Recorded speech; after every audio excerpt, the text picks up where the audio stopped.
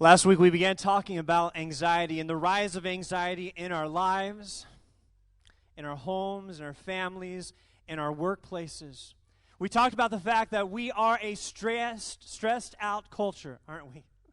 Stressed out about finances, stressed out about health, stressed out about the future. And some of us, I want to always say this at the beginning of each of our gatherings, at the beginning of each of our messages, that I recognize and I realize that there are such a things and such medical issues as anxiety disorder. For those of us who struggle and we need professional help, and I want to say that it is okay to get help. It is encouraged to get help.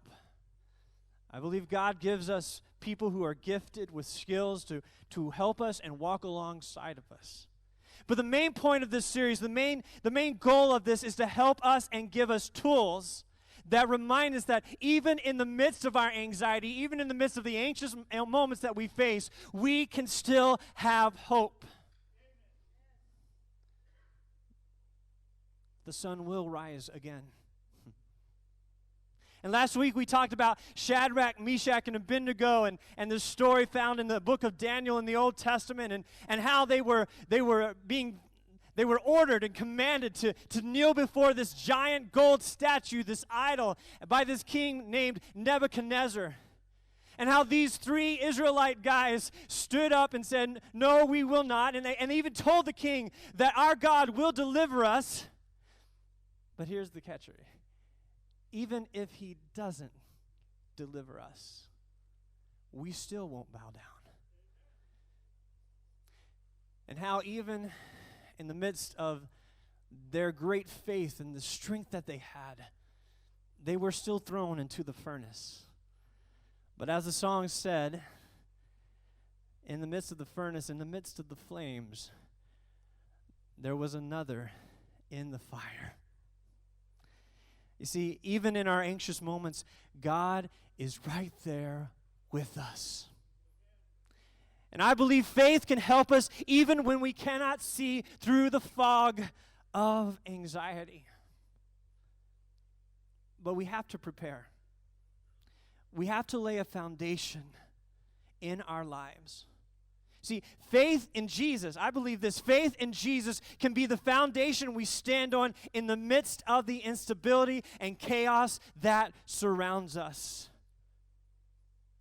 But there are things that we need to do to nurture and build on this foundation. You see, it's like an inner structure that we need in our lives that helps us. We talked about how Shadrach, Meshach, and Abednego leaned into their identity, but they leaned into their identity because they had the structure that was there in the first place. They had built something inside of them. Now, when it comes to building, it is not one of my strong points when it comes to building things. In fact, I remember going on a mission trip with a bunch of students. And this guy who was leading the mission trip, he was a builder. He was a contractor and had been a contractor for many, many years, and he was really good at what he did. And so one of the things that we had to build was a shed, a basic shed that nobody should mess up when building.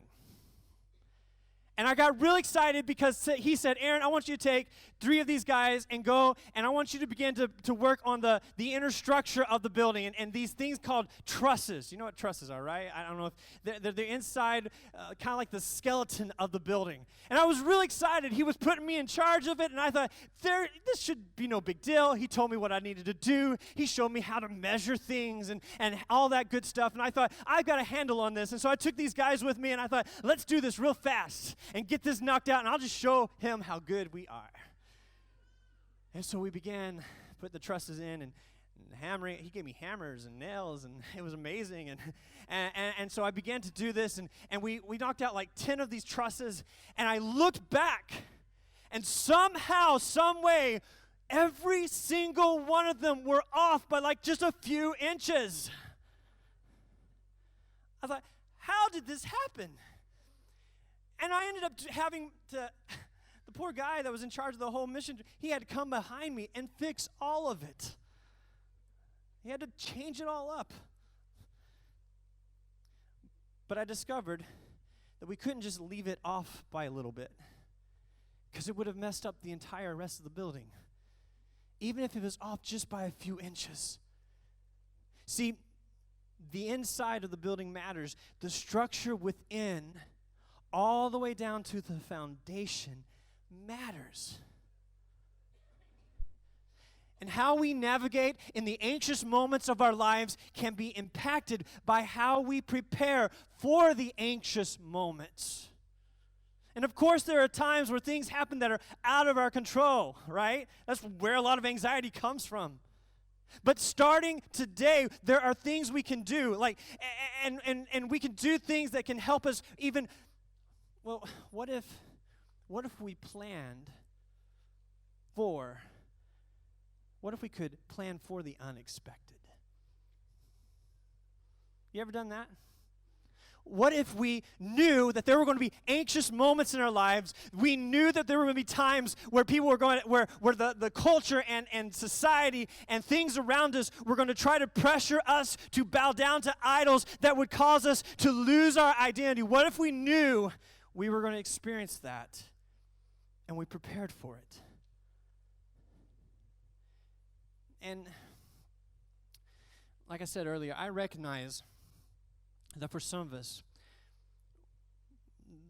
the anxiety that we feel on a regular basis, sometimes we've experienced trauma in our lives that trigger the anxiety.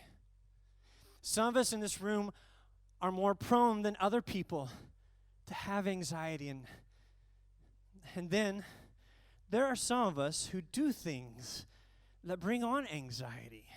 You know, if you show up late to work every single morning because you partied too hard the night before, and you get called into the boss's office, and he sits down and he threatens you that you might lose your job, that's probably going to cause anxiety.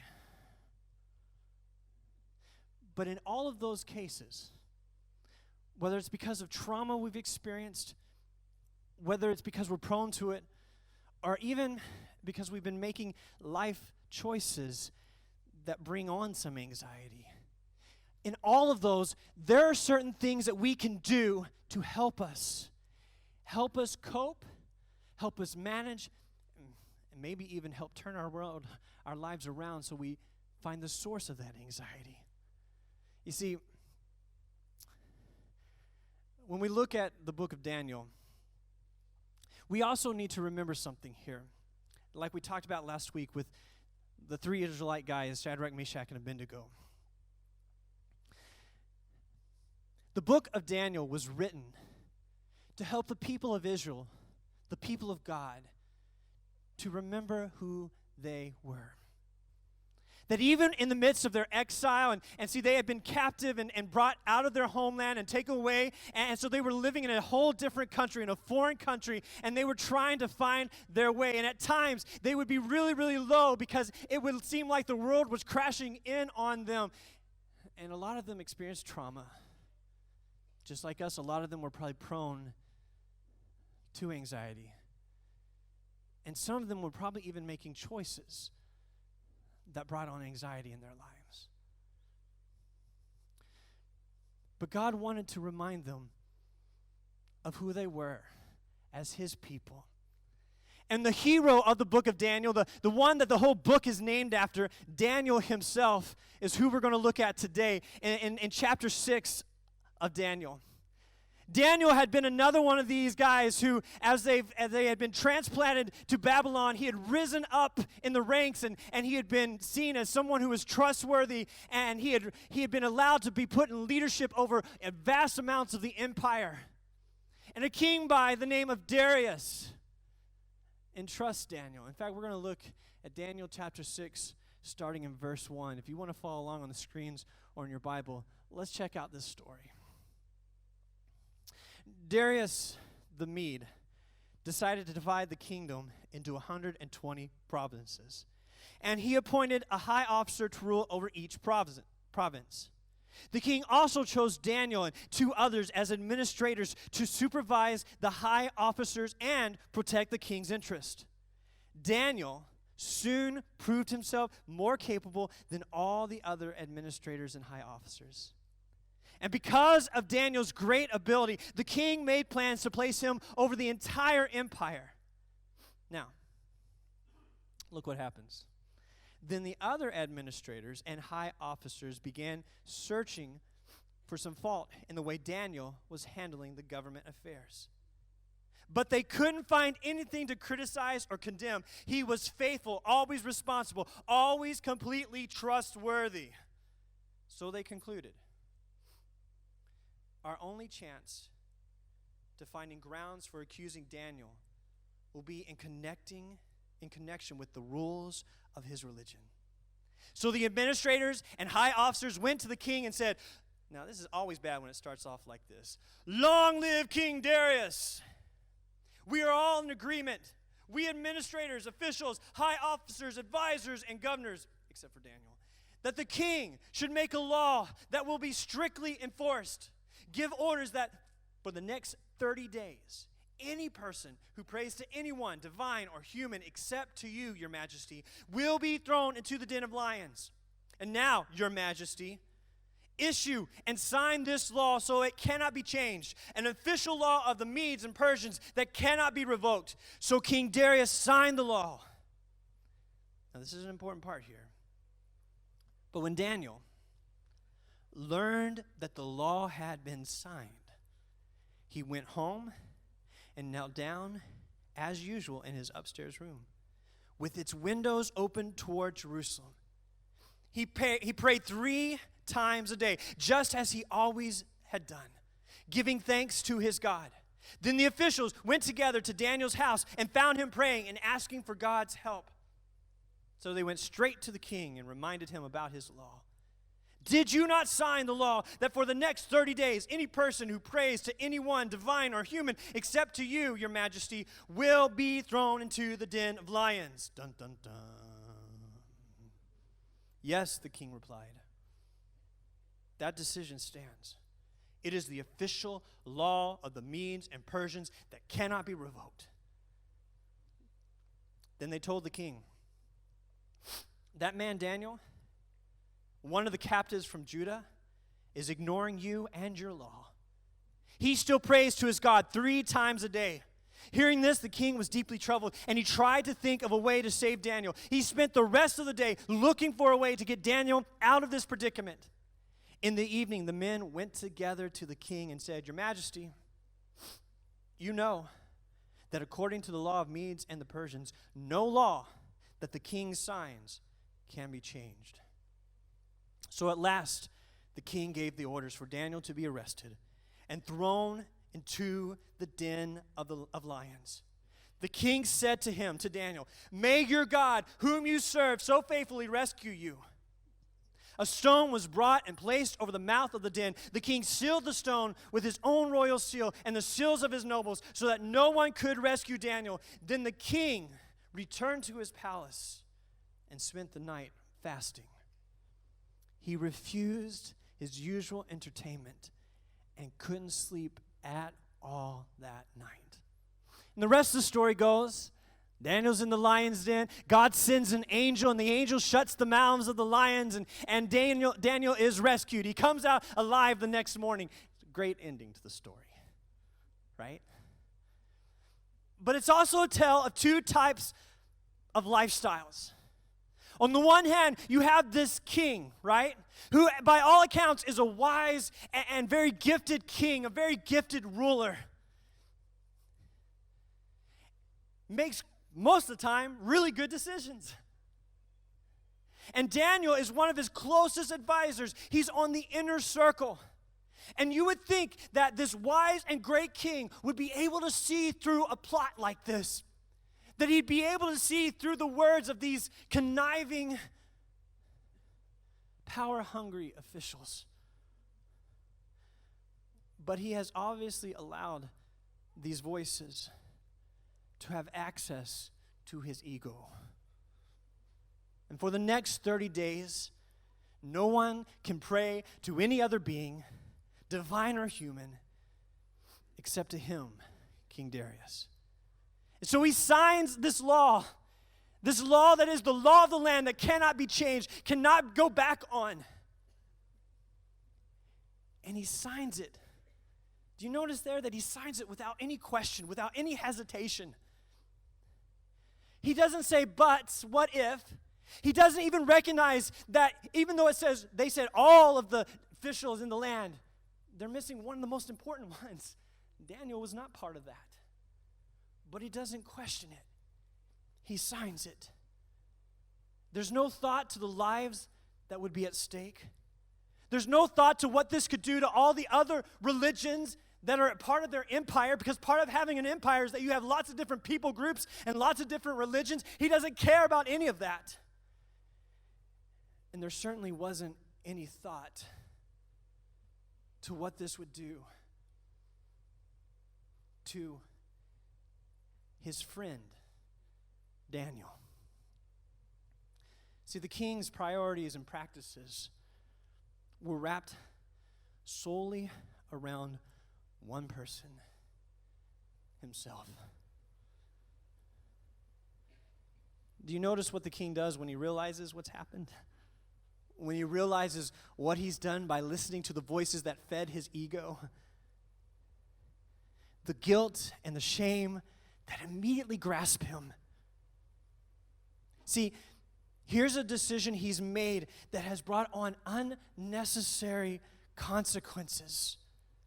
All because at the core of who this king is really is selfishness. And then you have Daniel. See, Daniel lived in such a way that his devotion to God governed the way he lived his life. He was not pompous about it. He didn't do it for show. He worked hard and obviously was deeply loyal to the king. He obviously could be trusted so much so that he was entrusted with the lives of an entire empire, an entire province. But with all the prestige and all the accolades, his priorities never changed. And there's a pivotal moment in this story, a really important moment where after the king signs this sweeping law, that Daniel does something very unique. In verse 10 it says, "But when Daniel learned that the law had been signed, he went home and knelt down as usual in his upstairs room. With its windows open toward Jerusalem, he prayed 3 times a day, just as he had always done, giving thanks to his God." See, this gives us a window into the life of Daniel, right? It's like you pull back the curtains and you can see what's really below the surface of who Daniel is. That's why we can say what governs his life is based on his devotion to God. And it's as if going and praying 3 times a day is such a usual act that even though he knows that this law has been signed, even though he knows what's ahead of him could be deadly and could end up with such horrible consequences, he still goes and prays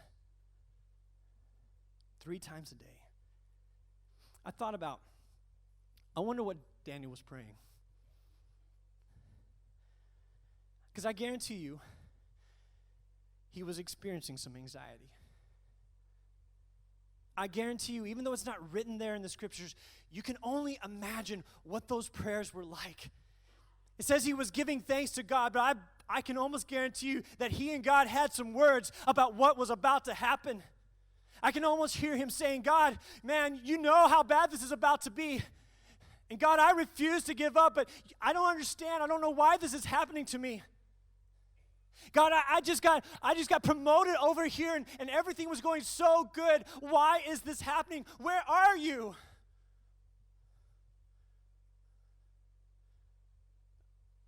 I've prayed that prayer before. I remember being in a church. I was put in a position where I was responsible for a lot of different people, and one of the people that I was responsible for had to be let go. And anytime you let somebody go, you're not the most popular person. And then we found out that this person had gotten involved in some shady stuff, and I had to deal with that too. And the whole situation looked really, really nasty and ugly. And I can remember on a Monday morning having to make some phone calls and thinking, I don't know how I'm going to make it through this week. I remember thinking things like, is this how it ends? And at the time I was young and starting out in my ministry, and I thought, is this the way it all goes down?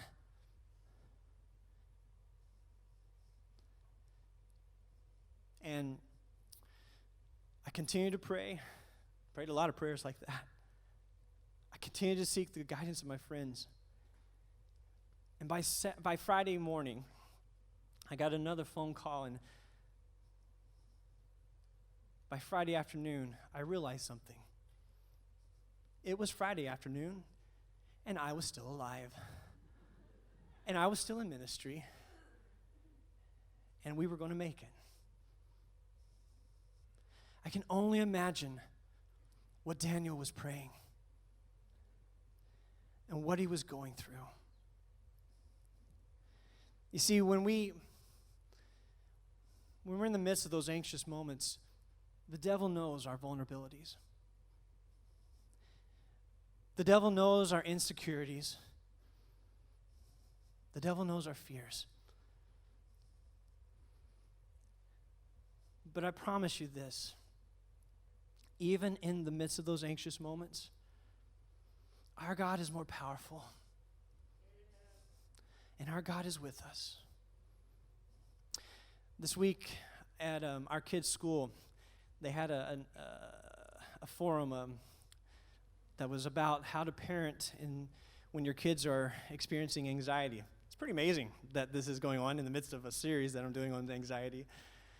But Becky, my wife, and I, we went and got to hear a psychologist who was sharing with a group of parents sitting in this room. And one of the things that I heard that really stuck out to me was the psychologist was talking about how during the day he had been talking to a teenager, a student who had come to see him, and the teenager was talking to him about how he was experiencing panic attacks, and the psychologist told him, he said, it's okay, and he was telling us as parents, it's okay when someone has a panic attack. And he told this teenager, he says, guess what? No one has ever died of a panic attack. And then he told the teenager, but if you die, you will be famous. And so will I, because it's never happened before. And it's okay. You see, he told us that anxiety is the result of our perception of our reality. It's usually the perception that something is going to be worse than it actually is. And understanding our emotions and understanding the root causes of our anxiety is very important to how we can live the life that Jesus has called us to live.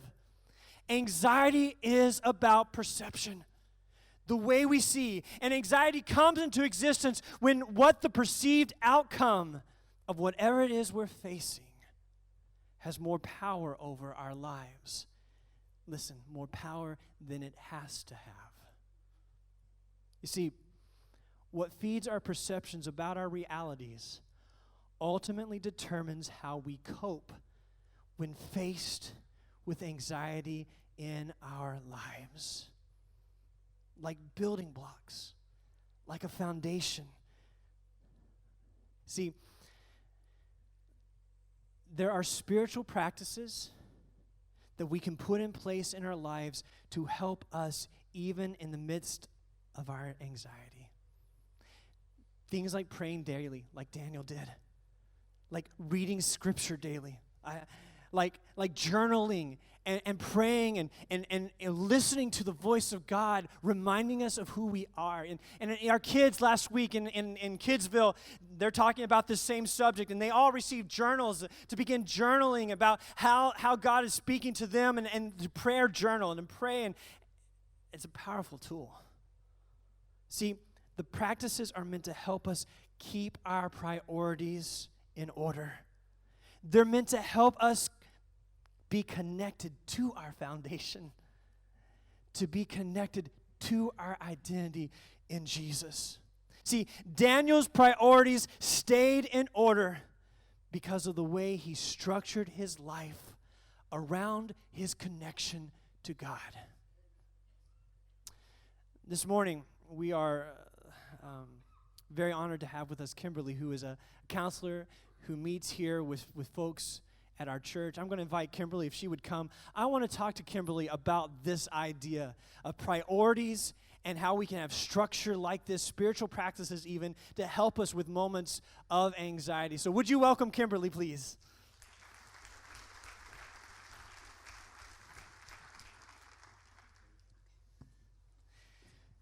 Hi, Kimberly.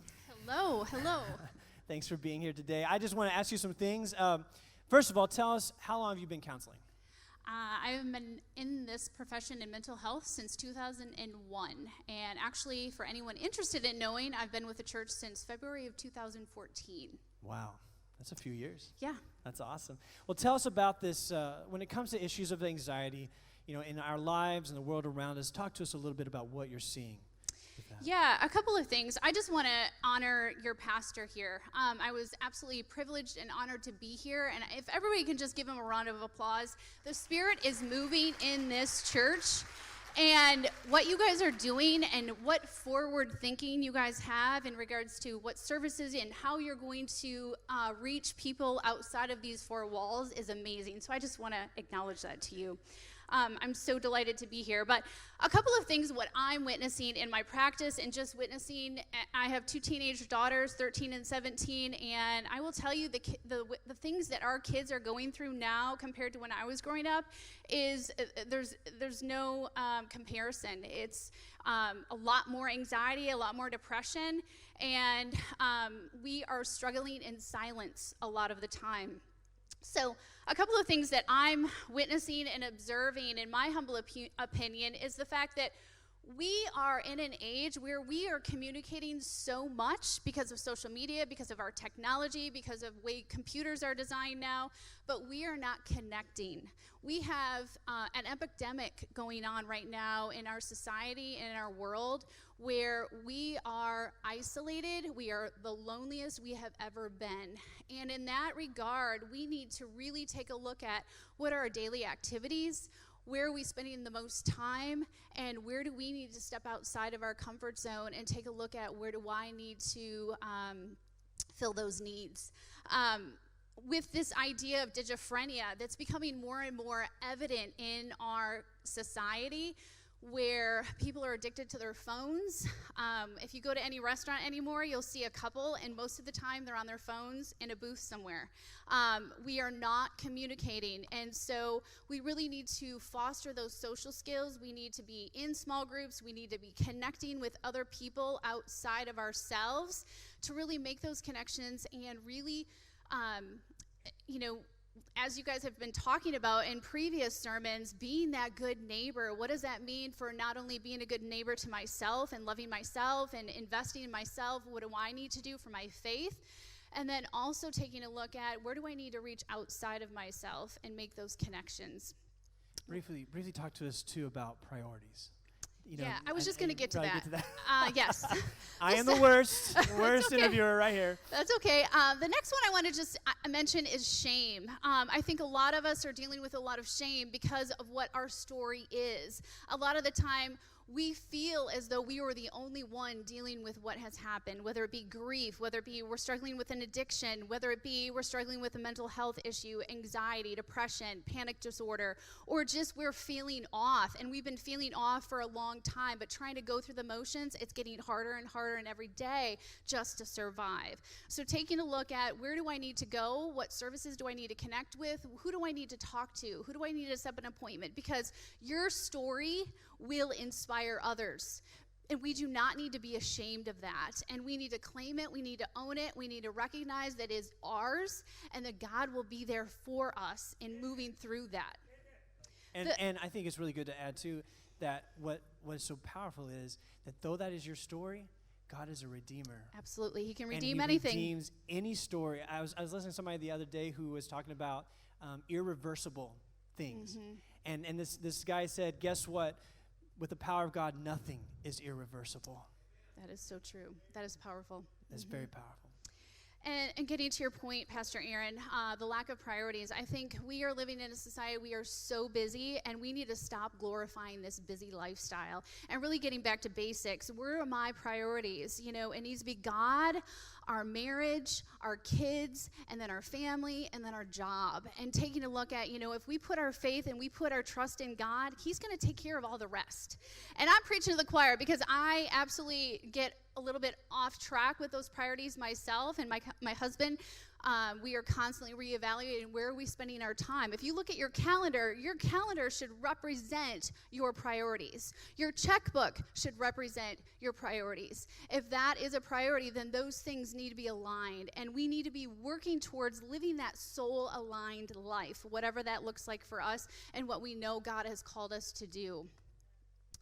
Well, thank you for being here. I know we tried to cram a lot into here, but what are some ways? So first of all, we are so fortunate, and I am so thankful that Pastor Mike Bearden before me and others who have made decisions to have and allow Kimberly to come and be a part is an incredible opportunity for us.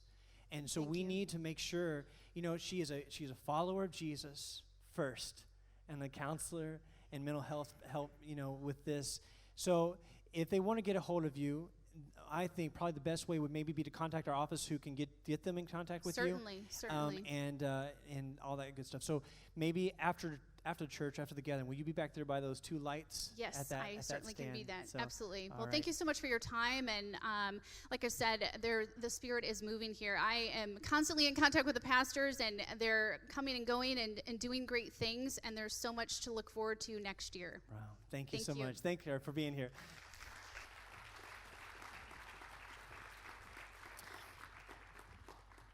As Jesus was wrapping up his Sermon on the Mount, in Matthew chapter 7, he talks about the foundation, the wise man and the wise person and the foolish person. And in Matthew 7:24, he says this: anyone who listens to my teaching and follows it is wise, like a person who builds a house on solid rock.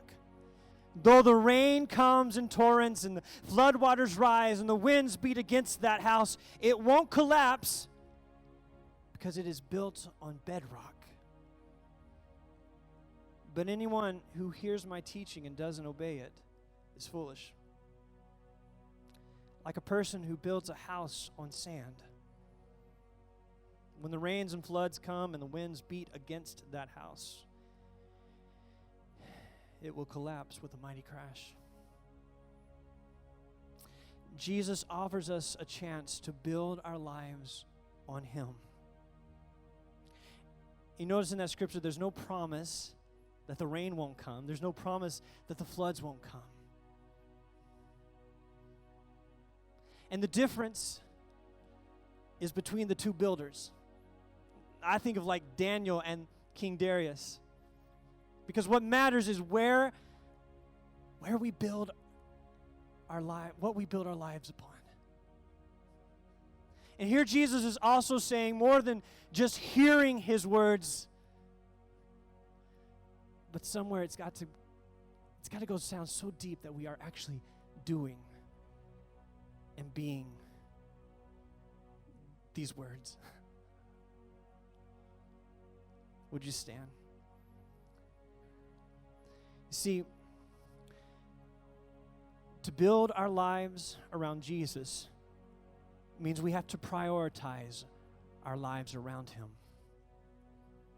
To prioritize our lives around him means we have to put practices in place that help us anchor to him. Because in the midst of our anxious moments, listen,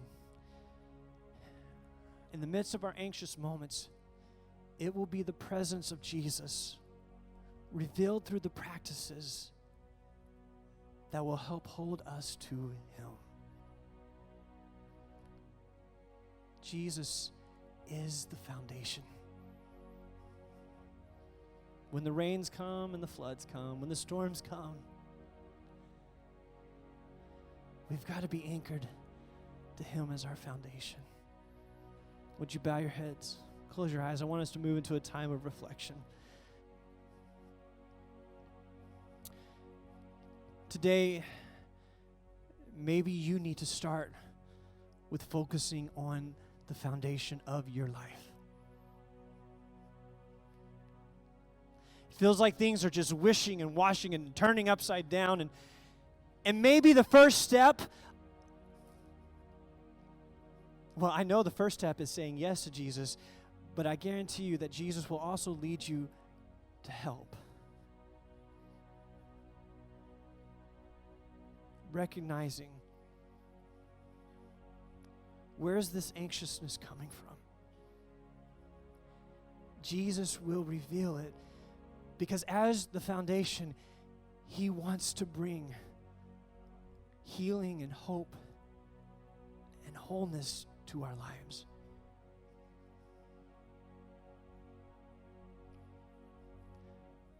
Father, I pray right now for those in this room and those watching online,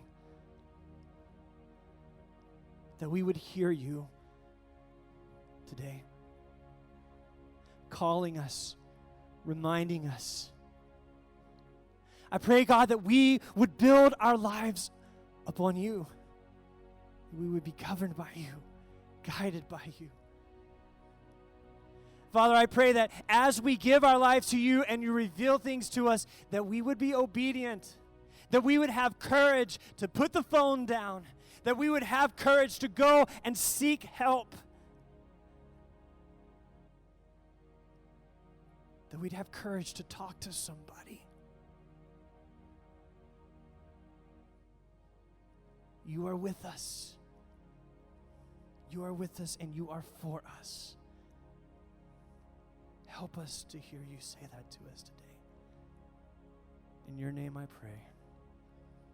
Amen. Hey, thanks so much for being a part of our gathering today.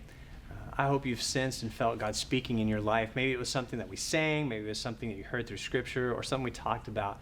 But we'd like to offer you ways to take next steps in your faith. And we want to be able to come alongside of you and help you as you grow. Or if you have any need in your life that you'd like for us to pray with you about, we'd love that chance too as well. So if you're watching on Facebook, there's areas down below here that you can actually comment along on our Facebook live feed, or you can actually message us through Facebook as well, and we'll respond to you, get back to you, and come alongside of you. If you're watching online through our website, you can email us, and you can do this anytime, but you can email us at nextsteps@pineville.church. We'd love the chance to come alongside of you and help you in any way that we can. So I hope you have a great week. Thanks so much for being a part of our gathering. Thanks for being a part of Pineville Church.